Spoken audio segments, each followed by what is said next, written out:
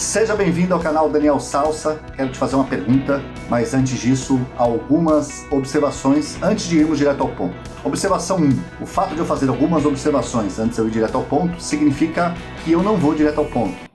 Observação 2. Caso você tenha 12 anos de idade ou menos, esse vídeo não faz sentido para você. Observação 3. Caso você tenha até no máximo 17 anos de idade e ainda não assistiu o meu espetáculo Verdades Inconvenientes na sua escola, não assista esse vídeo porque contém spoilers. Observação 4. Caso você tenha no máximo 17 anos de idade, a probabilidade de você ignorar a observação dos spoilers é de 99%. E observação 5. Caso você tenha 18 anos ou mais, esse vídeo fará muito sentido para você. Esse é um vídeo especial que comemora 9 anos de fundação da minha empresa, o Grupo Abelha. E para saber o que você tem a ver com isso, assista o vídeo até o final.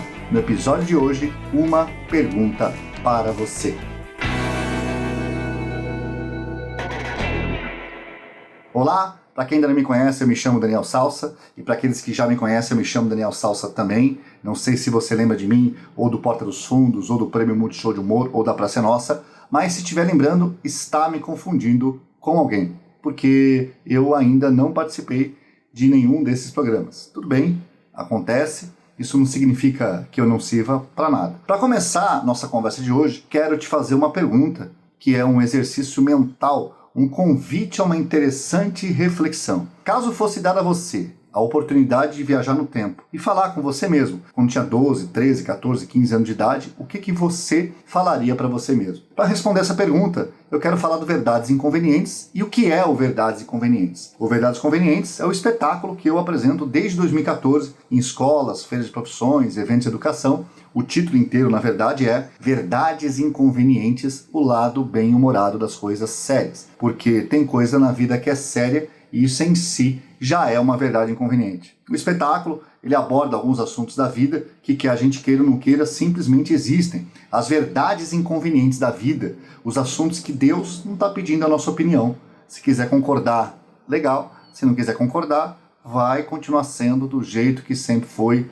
Lei da gravidade, morte, o Palmeiras não tem mundial. Essas coisas que a pessoa tem que se conformar, que é assim que a vida acontece. Não há nada que se possa fazer em relação a esse assunto. O espetáculo, ele tem uma estrutura simples. Eu, um microfone, um projetor, um equipamento de som e a estátua do Joãozinho. Que Joãozinho? O Joãozinho das piadas de Joãozinho. Se você quiser saber o que o Joãozinho está fazendo no espetáculo, compre o ingresso e assista. Qual que é a proposta do Verdades Inconvenientes? Ele constrói, junto com os jovens, com a plateia, a noção de ser, fazer e ter.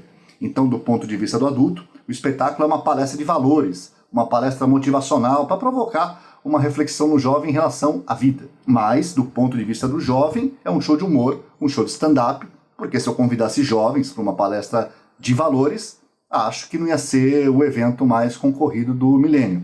Venham assistir uma palestra de valores. Por mais bem intencionado que seja, acho que não teria gente dormindo na fila 6 meses, que nem nos shows de banda K-pop. Então, o Verdades Convenientes é uma estratégia. Atraímos os jovens pelo que eles querem, dar risada, se divertir, para falar o que eles precisam, refletir a respeito de valores. E aqui cabe um parêntese muito importante. O Verdades Convenientes não é exatamente um espetáculo a respeito de valores, no sentido de que fala quais os valores são importantes para a pessoa ter na vida, mas é um espetáculo que faz uma reflexão a respeito de valores.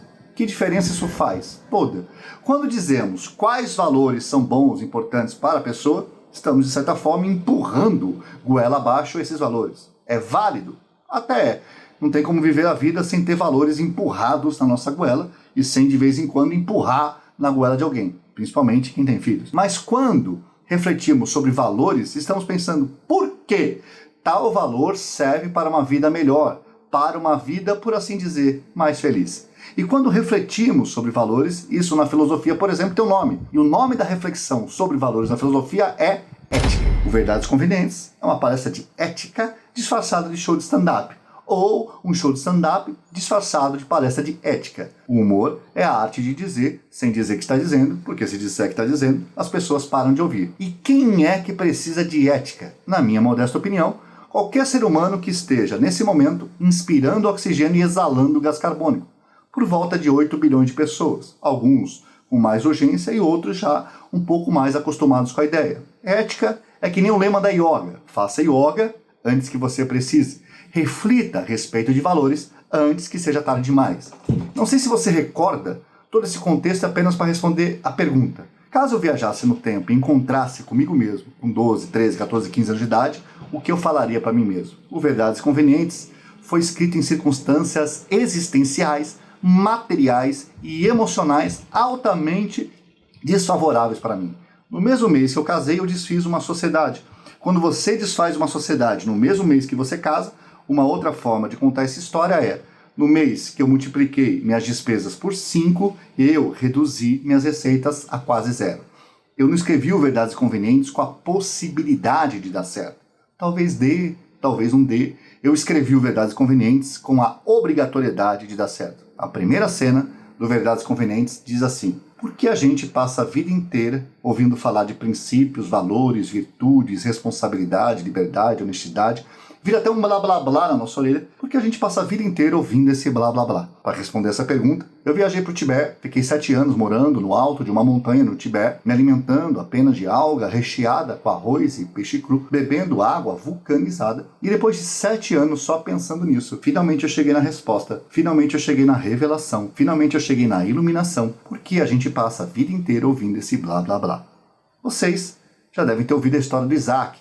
O Isaac, aquele que dormiu embaixo de uma árvore, caiu uma fruta na cabeça do Isaac, mais precisamente uma maçã, e aí nesse momento o Isaac descobriu uma lei. Que lei foi essa? A lei da gravidade.